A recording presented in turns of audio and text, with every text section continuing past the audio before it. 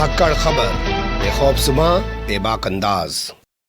धाकड़ खबर में आपका स्वागत है। मैं आपके साथ हूं अकरम रईस खान। बॉम्बे हाईकोर्ट बहुत साफ और शफाफ और कड़े शब्दों में कह चुका है कि कोरोना का बलि का बकरा बनाया गया तबलीगी जमात को। तबलीगी जमातियों से कोरोना का कोई लेना देना नहीं है, लेकिन बावजूद इसके पार्लियामेंट में खड़े होकर सरकार अभी भी बोल रही है कि कोरोना फैलाने के लिए तबलीगी जमात के लोग जिम्मेदार हैं। तो बड़ा सवाल ये पैदा होता है कि क्या हाई कोर्ट से आने वाले आदेशों से भी सरकार को कोई फर्क नहीं पड़ रहा है, और हाई कोर्ट के जो आदेश आ चुके हैं अगर उसके बाद भी सरकार अगर तबलीगी जमात को इस तरीके से बदनाम करने की कोशिश कर रही है तो तबलीगी जमात वाले क्या कर रहे हैं? क्योंकि आए दिन उत्तर प्रदेश के मुख्यमंत्री आदित्यनाथ योगी भी बोलते रहते हैं कि उत्तर प्रदेश में जो कोरोना फैला वो तबलीगी जमात के लोगों की वजह से फैला। तो तबलीगी जमात आखिर कब एक्शन लेगी? कोर्ट से जजमेंट आने के बाद भी एक्शन क्यों नहीं ले रही? ये बड़ा सवाल पैदा होता है। इसी के साथ और भी सवाल पैदा होते हैं कि मौलाना साद आजकल कहाँ हैं? आखिर निजामुद्दीन जो मरकज है वो कब अपना पूरी तरीके से काम करना शुरू कर देगा, और तबलीगी जमात जो है वो अपना सिलसिला जो तमाम है वो कब शुरू कर देगी? तो इन्हीं सारे सवालों पर हमारे साथ एक बार फिर जुड़ रहे हैं बातचीत करने के लिए एडवोकेट शाहिद अली। अपनी बेबाकी के लिए मशहूर हैं और तबलीगी जमात के वो वकील हैं। काफी टाइम बाद खैर वो धाकड़ खबर को समय दे रहे हैं। बहुत शुक्रिया सर हमें वक्त देने के लिए पहले आपका। ऐसा नहीं है कि आपको काफी समय बाद वक्त दे रहे हैं जी। चलिए, तो मैं आपसे बहुत दिनों बाद राब्ता कर रहा हूँ, ये हो सकता है। कुछ भी है। मेरा पहला सवाल है, जब हाईकोर्ट कह चुका बॉम्बे इतने साफ और कड़े शब्दों के अंदर, फिर भी सरकार इसी बात पे अड़ी हुई है, कह रही है कि कोरोना फैलाने के लिए तबलीगी जमात जिम्मेदार है। देखिए, बिल्कुल आपने सही बात कही है कि ऑनरेबल हाई कोर्ट के ऑर्डर के बाद कोई बात रह नहीं जाती है और गवर्नमेंट का कोई भी इस तरह का बयान बेमानी हो जाता है, उसकी कोई अहमियत भी नहीं रहती है। ये तो अब खामाखाली वाली बात है कि हमने यही बात कहनी है और यही बात करनी है। देखिए, हमारे मुल्क में जुडिशरी का और एग्जीक्यूटिव की बिल्कुल पावर्स अलग अलग बटी हुई हैं जी। दोनों में से कोई भी एक दूसरे से बड़ा नहीं है, लेकिन जो ऑनरेबल कोर्ट का काम है, ऑनरेबल कोर्ट का काम यही होता है कि जो गवर्नमेंट के एक्शंस हैं या जो भी कोई एग्जीक्यूटिव के एक्शंस हैं या पुलिस के एक्शंस हैं वो एक्शन सही हैं या गलत हैं।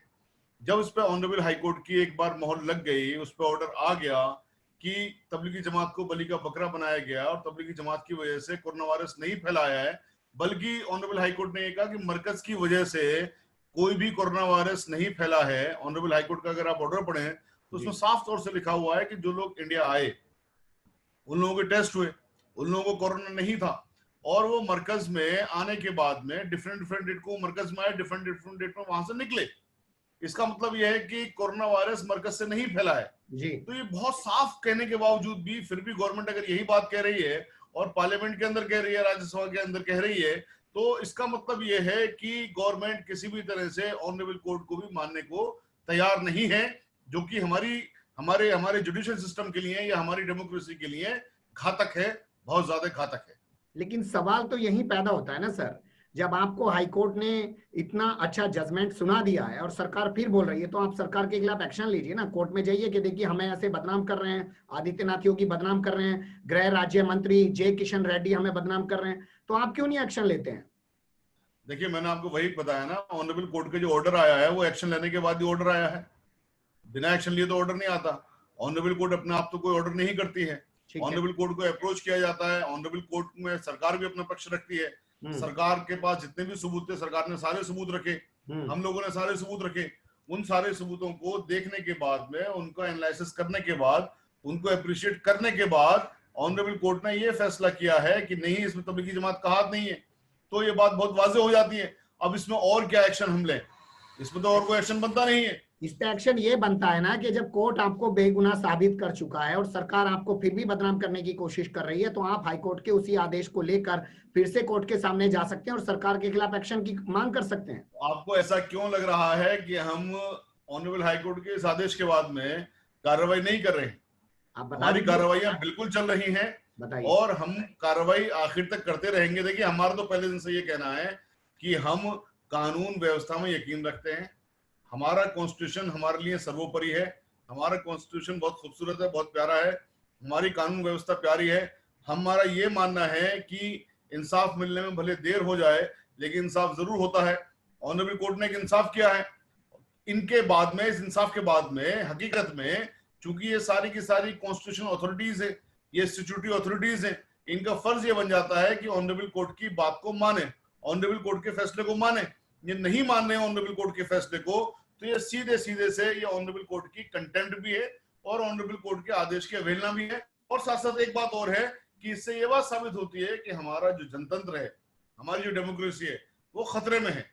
सर, मेरा सवाल यहीं से पैदा होता है। आपने कहा कि कोर्ट के आदेश की अवमानना सरकार कर रही है, तो कोर्ट तो इस पे सुमोटो कॉग्निजेंस नहीं लेगा, स्वतः संज्ञान नहीं लेगा। क्या आप जाएंगे इस मामले को लेके कोर्ट? क्योंकि जब तक आप मैंने मानहानि के मुकदमे मैंने वही कहा है, मैंने वही कहा है। सर एक सेकंड सर, जब तक आप इन पे मानहानि के मुकदमे नहीं करेंगे तब तक शायद ये ऐसे बोलना नहीं रोकेंगे, अपनी जबानों पर लगाम नहीं लगाएंगे। आपको नहीं लगता है?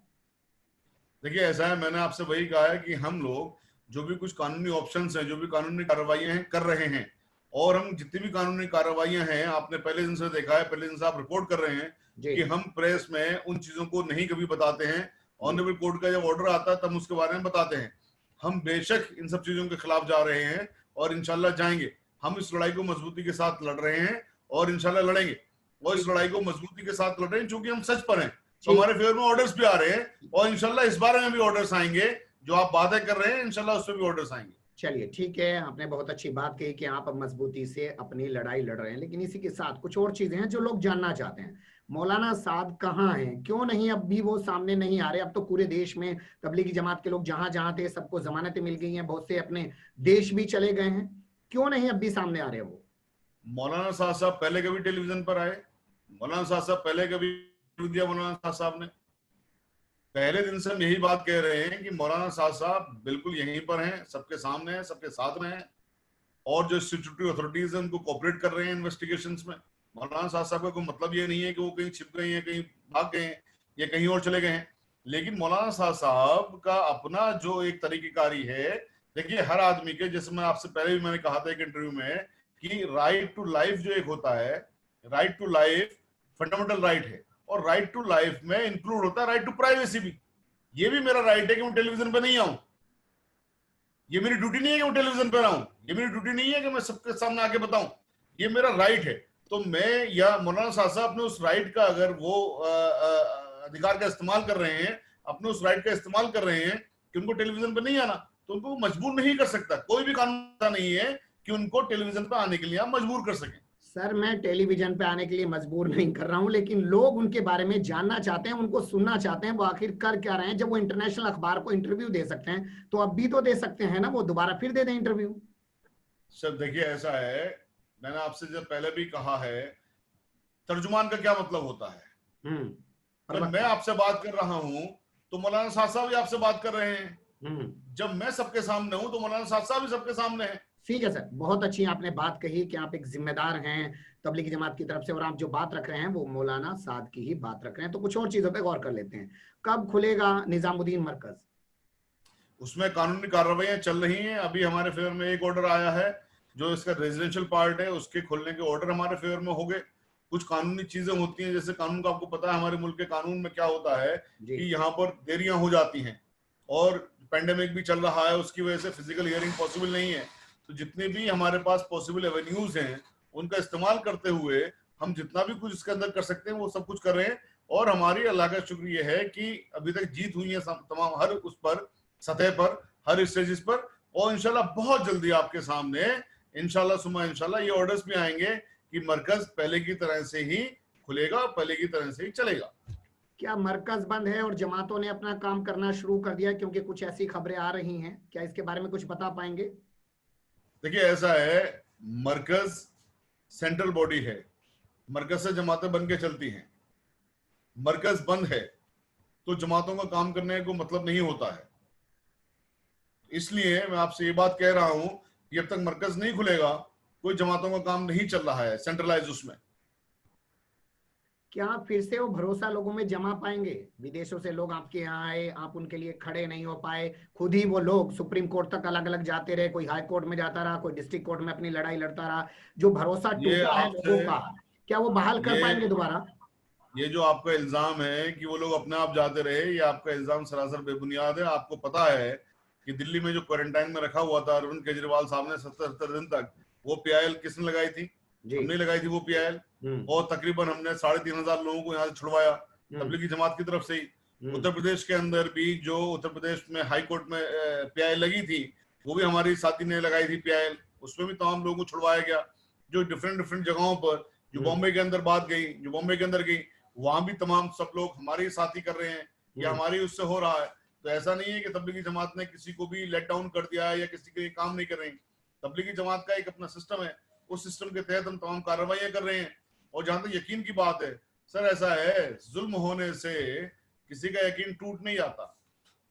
जुल्म होने से हमारे यकीन और मजबूत होते हैं जी। हमारी जो लायबिलिटीज, हमारी जो प्यार है और ज्यादा मजबूत होता है, हमारी जो लॉयल्टी और ज्यादा मजबूत होती है। ये एक सत्य है, ये एक सच है। यहाँ मेरा ये कहना है कि जिस तरीके से आपने बात रखी, तो आप पीड़ित बनना चाहते हैं ताकि लोगों की सिंपैथी आपके साथ रहे, तो आपने क्या जानबूझ के सब ये करवाया है क्या पीड़ित बनने के लिए?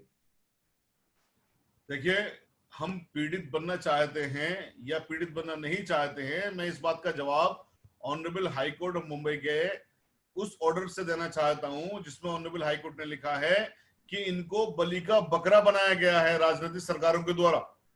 तो जब बलि का बकरा हमें बनाया गया है, तो क्या हम पीड़ित बनना चाहते हैं या हमें पीड़ित बनाया गया है? हम जुल्म अपने ऊपर करवाना चाहते हैं कि आइए साहब हम पे जुल्म करिए, या हम पे जुल्म किया गया है? अब इस पे तो ऑनरेबल कोर्ट की मोहर भी लग चुकी है। हमारे मुल्क का जो सिस्टम है, जुडिशियल सिस्टम, ऑनरेबल कोर्ट से ऊपर तो कुछ नहीं होता है। ठीक है, अच्छा यहीं पे एक सवाल पैदा हो जाता है सर, वो सवाल ये है और काफी अहम सवाल है कि आपको ही बलि का बकरा बनाना इतना आसान क्यों होता है? आपसे मतलब कभी तबलीगी जमात के नाम पे, कभी ज़कात फाउंडेशन के नाम पे, कभी जाकिर नाइक के नाम पे, कभी और किसी मुस्लिम कम्युनिटी के नाम पे, आपको ही बलि का बकरा बनाना इतना आसान क्यों है? आप लोग क्यों नहीं सोचते अपने बारे में? सर, मुझसे आप तबलीगी जमात की बात करें, मैं ज़कात फाउंडेशन का वो नहीं हूँ स्पोक्स पर्सन, मैं जाकिर नाइक का भी स्पोक्स पर्सन नहीं हूँ। पूरी मुस्लिम कम्युनिटी की बात कर रहा हूँ कि आपको ही बलि का बकरा बनाना इतना आसान क्यों है? सर, ये बात आपने बिल्कुल अब सही सवाल किया आपने कि पूरी मुस्लिम कम्युनिटी को बलि का बकरा बनाना आसान क्यों है। इस चीज के लिए आपको तमाम पहलुओं को देखना होगा। देखिए, हमारा मुल्क चलता है पॉलिटिकल पावर से। हमारी पॉलिटिकल पावर कहाँ है जी? हमारे मेंबर ऑफ पार्लियामेंट कहाँ हैं? हमारे मेंबर ऑफ लेजिस्लेटिव असेंबली कहाँ हैं? जो कुछ थोड़े बहुत हैं वो या तो कांग्रेस के हैं या बीएसपी के हैं या समाजवादी पार्टी के हैं। ठीक है, वो हमारे कहाँ हैं? वो हमारे हक की बात क्यों उठाएंगे जो उन पार्टियों के हैं?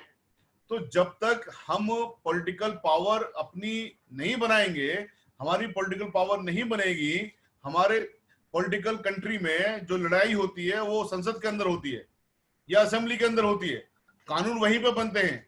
अभी भारतीय जनता पार्टी के पास ताकत है, पॉलिटिकल ताकत है, उनको कोई भी कानून वो बनाना चाहते हैं 2 मिनट उनको लगते हैं। अभी किसानों के खिलाफ कानून बना दिया, पूरे देश का किसान रो रहा है, चीख रहा है, लेकिन बना दिया उन्होंने क्योंकि उनके पास ताकत है। ऐसे सीए के उसमें कानून बना दिया, ऐसे ट्रिपल तलाक में कानून बना दिया क्योंकि उनके पास पॉलिटिकल ताकत है। तो जब तक मुसलमान पॉलिटिकल ताकत को अख्तियार नहीं करेंगे, जब तक उनके साथ यही होता रहेगा। बहुत अच्छी बात पे आप पूरी बातचीत को ले आए हैं। और यहाँ एक सवाल अब ये बनता है, तो क्या तबलीगी जमात इस पूरे इंसिडेंट के बाद अब ये सोच रही है कि वो राजनीतिक पावर भी बनाए अपनी? देखिए, इसमें जो फैसला है वो तबलीगी जमात का है। तबलीगी जमात की जो कारकर्दगी है, आपको वही मैं बार बार बता रहा हूँ, ये एक रिफॉर्मेशन वाली जमात है। जो दीन के अंदर हम लोगों के गलतियां हो जाती हैं, गलतियां आ जाती हैं, हमारे दीन में कुछ गड़बड़े हो जाती है, हमारे कलमे सही नहीं है, हमारी नमाजें सही नहीं है, ये जो पूरे का पूरा आंदोलन है, ये रिफॉर्मेटिव आंदोलन है, ये दीन को सही करने का आंदोलन है, ये पॉलिटिकल आंदोलन नहीं है। बहुत सारी पॉलिटिकल जमातें हैं, वो क्यों नहीं बनाती हैं अपनी ताकतें? भाई, तबलीगी जमात से जो लोग जुड़े हुए हैं उनके लिए कोई ऐसा तो नहीं है कि वो किसी और जमात से नहीं जुड़ेंगे। यहाँ तो तबलीगी जमात में जो लोग आते हैं अपने दिन को सही करने के लिए आते हैं, अपने दिन को सही करके आप जाइए। बहुत अच्छी बात आपने कहा कि तबलीगी जमात जो है वो सिर्फ मजहब का काम करती है, लेकिन महसूस आज ये हो रहा है कि हमारे पास पॉलिटिकल पावर नहीं है। तो इसका मतलब ये नहीं है कि तबलीगी जमात खुद अपनी पॉलिटिकल पावर बनाने पे विचार करने लग जाएगी। समाज के जितने तबके हैं उनको इस बारे में सोचना चाहिए, ये आपका कहने का मतलब है। अब आखिर करते हैं, कब खुल रहा है मरकज? कोई डेडलाइन, कोई तारीख कुछ दे पाएंगे? ऑनरेबल कोर्ट में हमारी पिटिशन पेंडिंग है, जैसे ही आएगा इंशाल्लाह ऑर्डर सबसे पहले आपको बताऊंगा। बहुत शुक्रिया, बहुत अच्छी बातचीत रही आपसे। फिर आपसे जुड़ने की कोशिश करेंगे, फिर ऐसे ही किसी सुलगते हुए मुद्दे लेकर हम आपके सामने होंगे हाजिर। फिलहाल अभी हमें दीजिए इजाजत।